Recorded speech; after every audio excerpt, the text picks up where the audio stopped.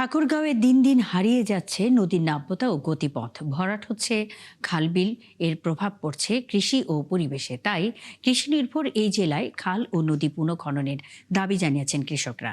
জাহিদ হাসান মিলুর ছবি ও তানভীর হাসান তানুর তথ্যে প্রতিবেদন।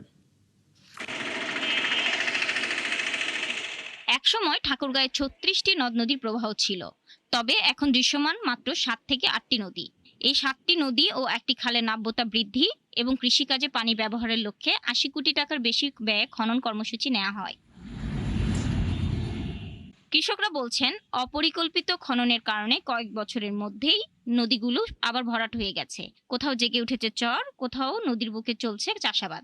অধিকাংশ খাল সংস্কার না করায় বর্ষার পানি ধরে রাখা সম্ভব হচ্ছে না।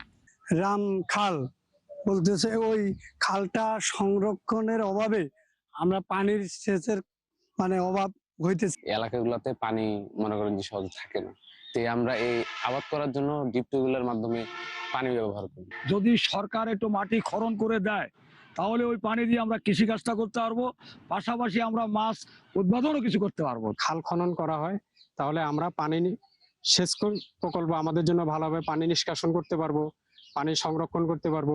এদিকে চলতি অর্থ বছরে জেলার ২৪টি নদী ও খাল পুনর্খননের পরিকল্পনা সংশ্লিষ্ট মন্ত্রণালয়ে পাঠানো হয়েছে বলে জানান জেলা পানি উন্নয়ন বোর্ডের নির্বাহী প্রকৌশলী।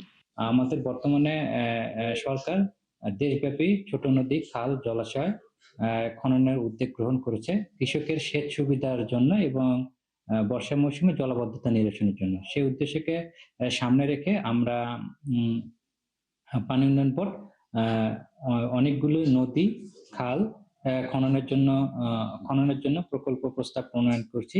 খাল ও নদীগুলো পরিকল্পিতভাবে খনন ও সংরক্ষণ করলে শুধু কৃষক নন, উপকৃত হবেন জেলেরাও।